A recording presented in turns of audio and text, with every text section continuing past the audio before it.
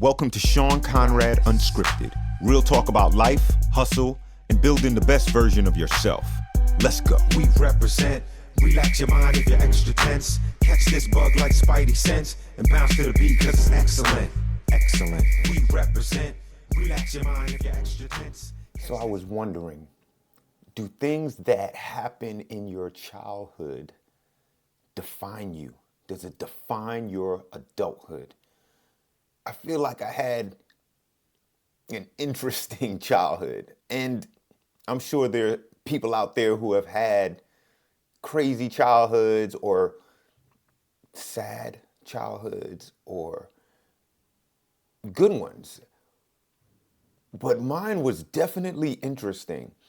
I remember when I was younger, I always wanted to go outside. So I might be at my grandmother's house, I might be at home, and I'm looking out the window constantly because I see people doing stuff. I see kids walking by, and I'm like, I want to go outside. When I finally was able to go outside by myself, that was it, game changer. I did not want to be in the house anymore. I remember that clearly. I remember one time I asked my mom to go outside, and she was laying down in the bed just chilling. And I was like, Mom, can I go outside? And she was like, no. And I was like, Mom, can I, please? And she was like, no. When she fell asleep, I climbed out the kitchen window. We used to live on the first floor. I climbed out the kitchen window and went outside. I'm outside playing, chilling, having a ball. I'm talking to my friend. His eyes get big.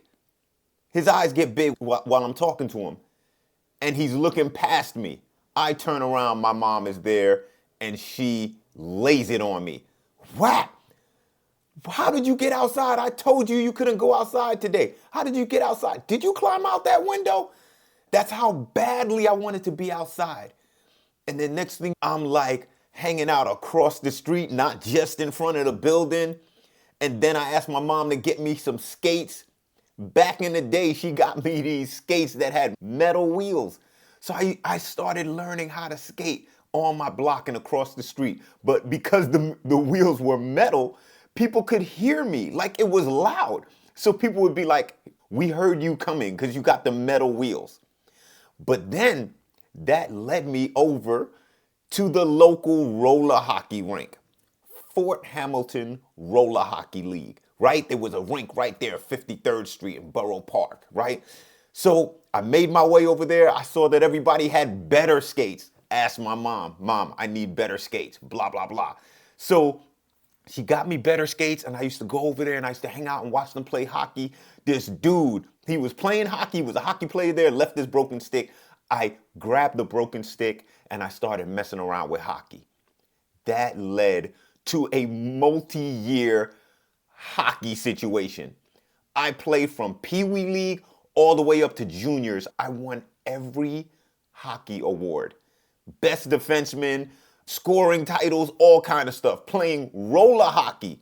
I was one of the only black people in that whole league playing roller hockey. But I made friends. I learned everything about hockey over there for Hamilton Roller Hockey League.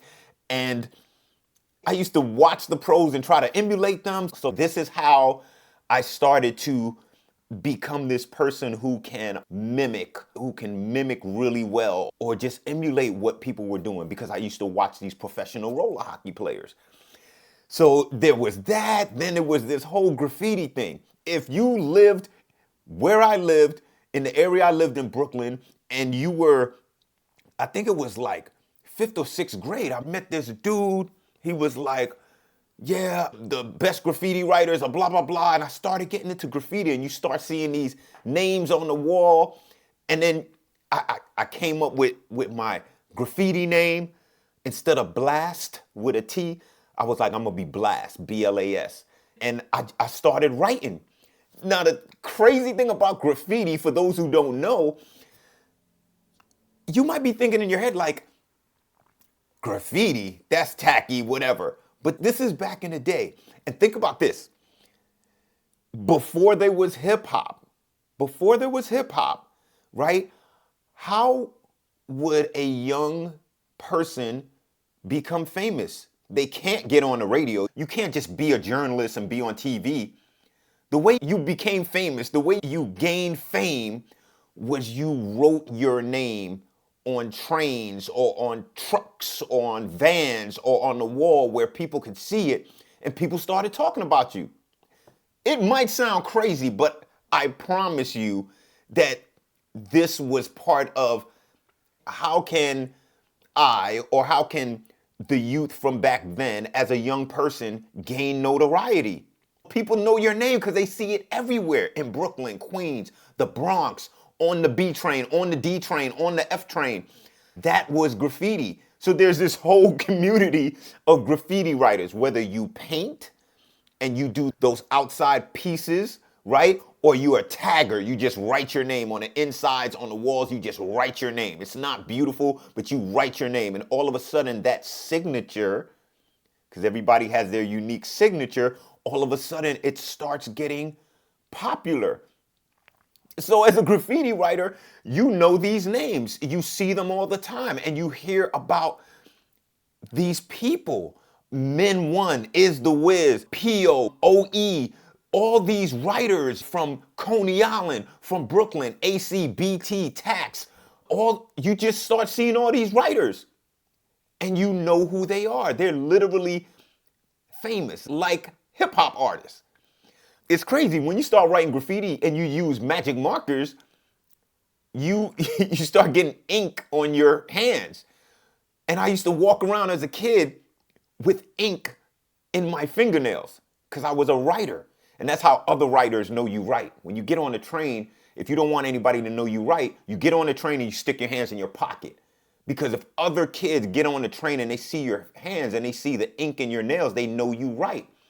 And it could be a situation because if you're a writer and you wrote over somebody else's name and you run into that person and he knows that was you who went over his name, you got a problem.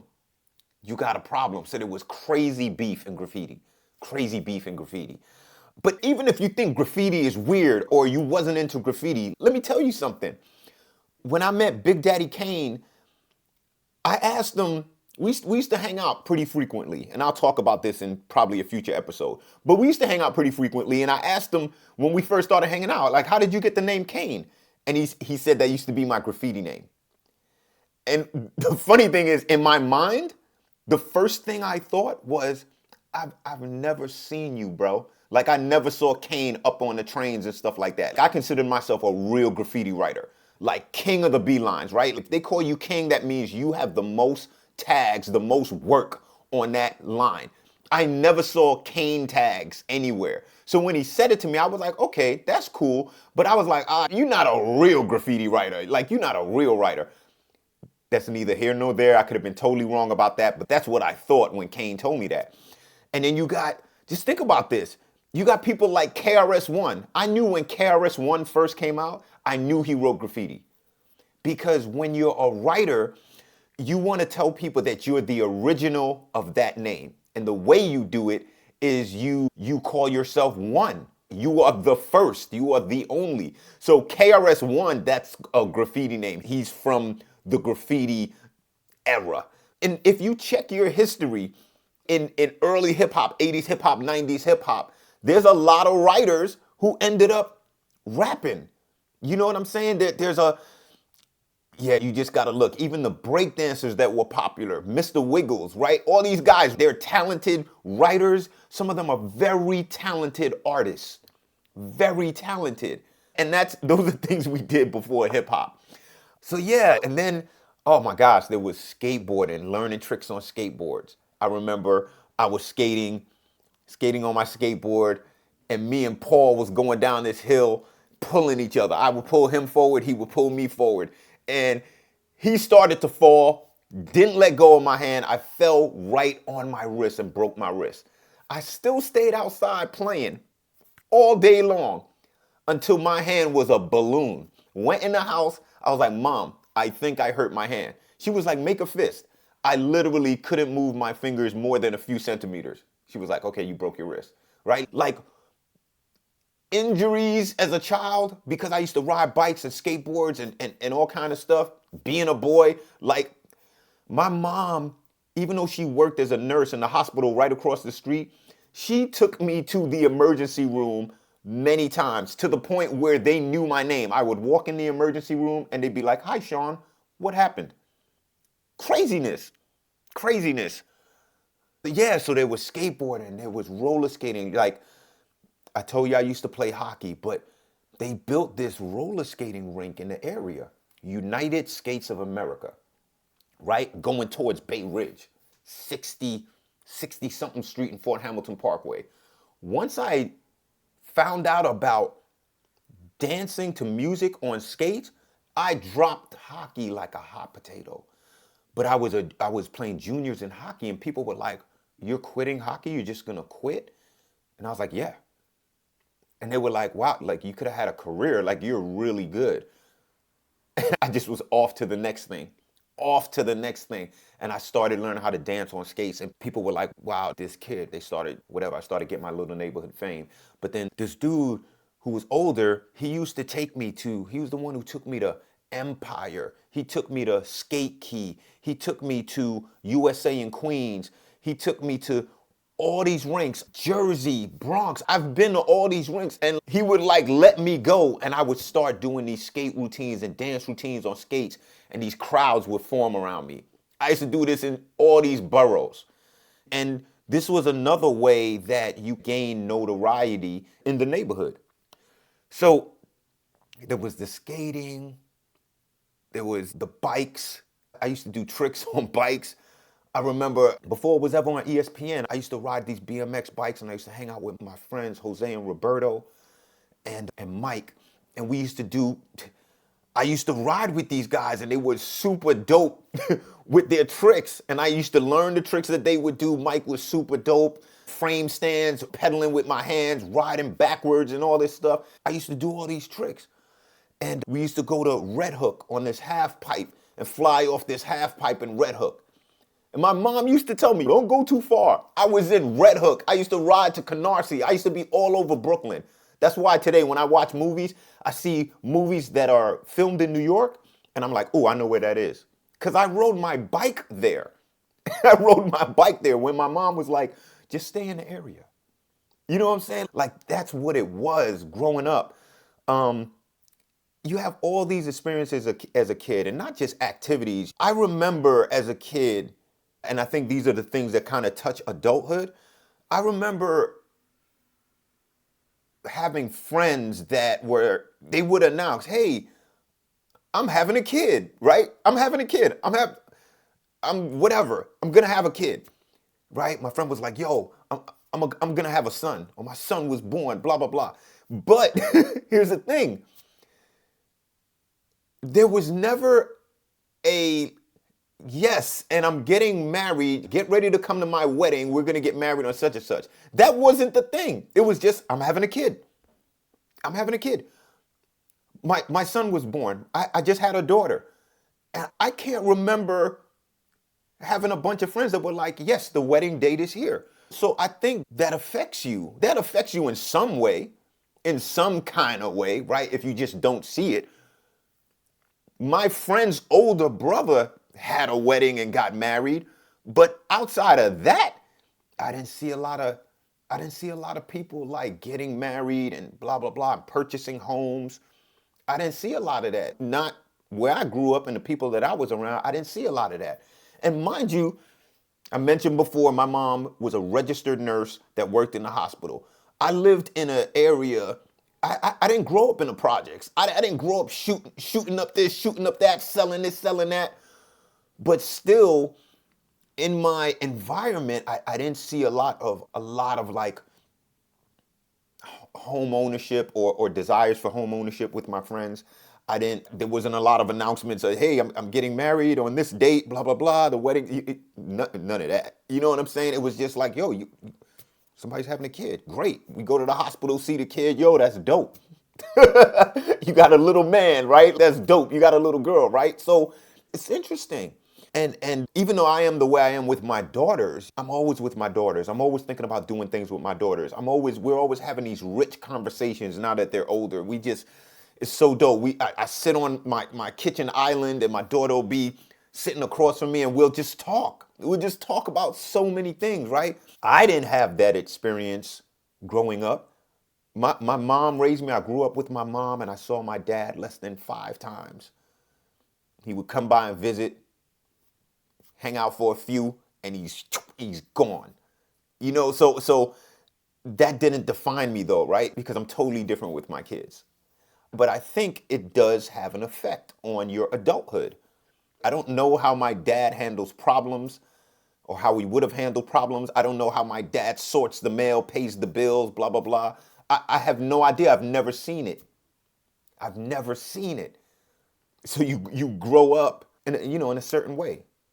Glass half full, glass half empty. I don't know what you want to call it, but it doesn't have to define you. But I do think that things that happen in your childhood do touch your adulthood.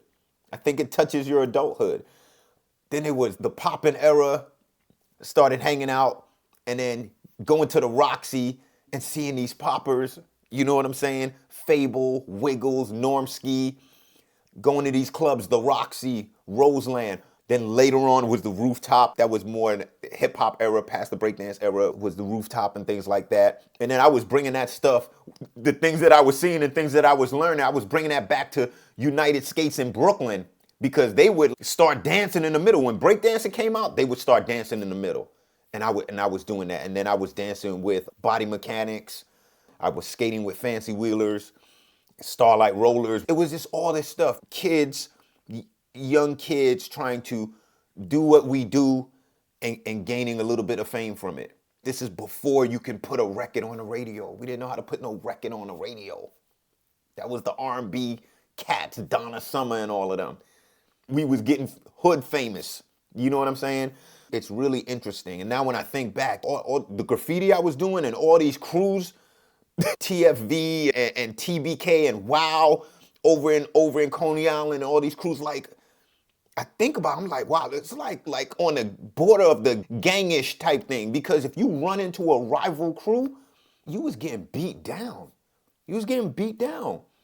You know what I'm saying? And my mom is home, I'm her only son, and she's like, don't go too far. And I was in Sheepshead Bay, Coney Island. I was walking on tracks, hiding on top of trains, running from work bums. Like, it's crazy. It's crazy. You don't know what you're doing until you become a parent. My kids used to be walking around here, leaving all these lights on. They're downstairs. All the lights are on upstairs. And I'm like, turn off the lights. Turn off the lights. Okay, all right. But I used to do the same thing to my mom. I used to put on the lights when I was younger so I can go to the restroom, because if you put the lights on, the boogeyman can't get you. The lights are on. He ain't coming out. You know what I'm saying? And I used to be like, why is she tripping over the lights? But now as an adult, I'm like, oh, this stupid bill. This stupid bill, right? Like, turn the lights off, please. So it's very interesting. It's very interesting. Yeah, just how your childhood affects your adulthood and the different places people are from. I'm talking about Borough Park, Brooklyn. Again, I didn't grow up in the projects. I wasn't shooting people up and robbing people and all this. I wasn't that guy. I had a lot of people I know and I knew that would do things in a heartbeat for me, but I wasn't the guy. You know what I'm saying? Like, I was too afraid to sell anything. If I ever tried to sell some type of drug, my first sale would be to an undercover cop and I would be arrested. That's how I felt. You know what I'm saying? I was real like, yo, I'm not doing it. I'm not doing it. You know what I'm saying? I'm not going to take that risk.